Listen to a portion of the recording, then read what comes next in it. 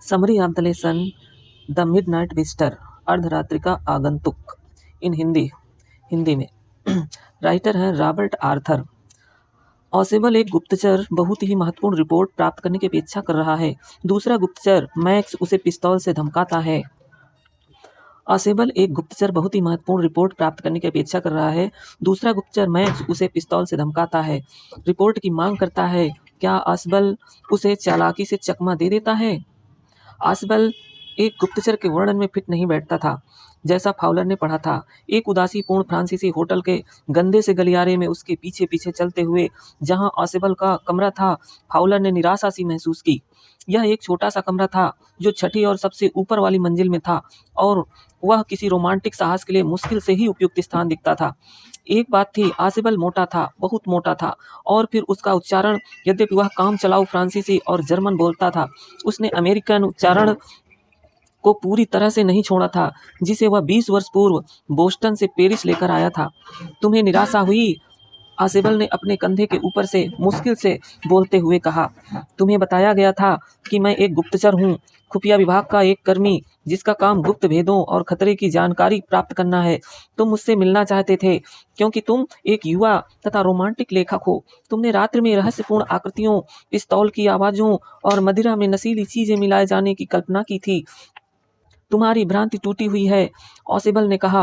पर मेरे युवा मित्र, खुश रहो, शीघ्र ही तुम्हें एक महत्वपूर्ण दस्तावेज देखने को मिलेगा जिसके लिए अनेकों पुरुष और स्त्रियों ने अपने जीवन को जोखिम में डाला है। वह महत्वपूर्ण कागज मेरे पास आने वाला है। शीघ्र ही किसी दिन वह कागज इतिहास की धारा को प्रभावित कर देगा। इस विचार में ड्रामा का पुट है ना? बोलते बोलते ऑसेबल ने दरवाजा बंद कर दिया। फिर उसने बिजली जलाई और जैसे ही प्रकाश हुआ, फाउलर को अपने जीवन का पहला प्रमाणिक रोमांच प्राप्त हुआ क्योंकि कमरे के बीच एक व्यक्ति हाथ में स्वचालित पिस्तौल ताने खड़ा था। ऑसेबल ने कुछ समय तक पलकें झपकाई। मैक्स, वह नाक से आवाज निकालता हुआ बोला, तुमने तो मुझे डरा ही दिया। मैंने तो सोचा था कि तुम बर्लिन में हो। तुम मेरे कमरे में यहाँ क्या कर रहे हो? मैक्स दुबला पतला, लंबाई में थोड़ा सा कम था। उसके नॉक यह सुझाते थे कि वह थोड़ा सा धूर्त प्रकृति का एक लोमड़ी जैसे तीखे चेहरे वाला व्यक्ति था। उसके पास एक गन के अतिरिक्त कोई विशेष रूप से डरावनी चीज नहीं थी। रिपोर्ट, वह बुदबुदाया, वह रिपोर्ट जो आज रात को तुम्हारे पास नई मिसाइलों के बारे में आने वाली है। मैंने सोचा कि वह मैं तुमसे ले लूं। वह तुम्हारे हाथों के बजाय मेरे हाथों में ज्यादा सुरक्षित रहेगी। ऑसेबल एक आराम कुर्सी पर जाकर धम्म से उस पर बैठ गया। मैं इस बार होटल के प्रबंधकों से लड़ूंगा और तुम इस पर शर्त लगा सकते हो, उसने गंभीरता से कहा। यह 1 महीने में दूसरा अवसर है कि कोई उस छज्जे की सहायता से मेरे कमरे में घुसा है। फाउलर की निगाहें उस खिड़की की ओर मुड़ी। यह एक साधारण सी खिड़की थी जो अब रात के अंधेरे में काली थी। छज्जा? मैक्स ने बढ़ती हुई जिज्ञासा से पूछा। नहीं, मेरे पास चाबी थी। मुझे छज्जे के बारे में जानकारी नहीं थी। यदि मुझे इसका पता होता तो मेरी परेशानी कुछ कम हो जाती। वह छज्जा मेरा नहीं है, ऑसेबल ने क्रोधावेश में कहा। यह अगले घर का है।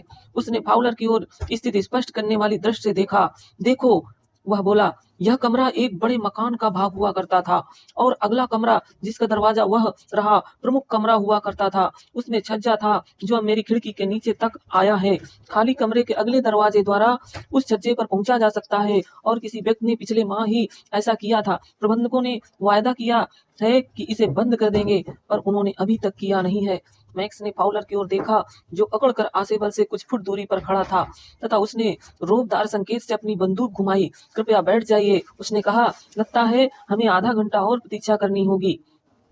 31 मिनट, ऑसेबल ने मनमौजी ढंग से कहा। आने का समय 12:30 निश्चित किया गया था। काश मुझे पता होता कि मैक्स, तुम्हें रिपोर्ट की जानकारी किस प्रकार मिली। छोटा गुप्तचर कुटिलतापूर्वक मुस्कुराया। और काश कि हम जानते कि तुम्हारे आदमियों को यह रिपोर्ट किस प्रकार मिल गई, पर कोई नुकसान नहीं हुआ है। मैं आज की रात ही इसे वापस ले लूंगा। यह क्या है? द्वार पर कौन है?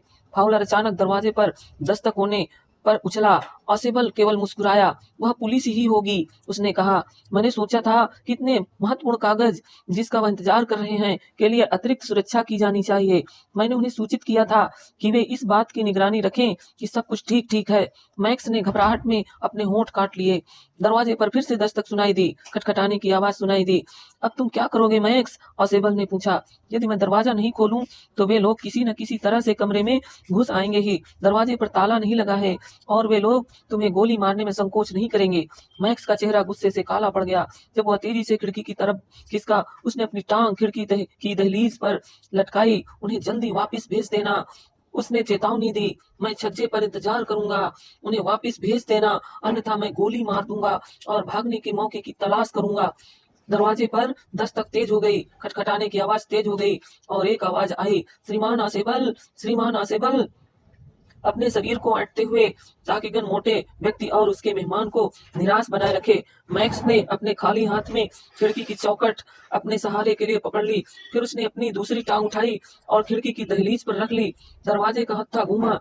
तेजी से मैक्स ने अपने बाएं हाथ से धक्का देकर दहलीज से स्वयं को मुक्त कर लिया ताकि वह छज्जे पर उतर सके। और जैसे ही वह गिरा, उसने एक बार तीव्र स्वर में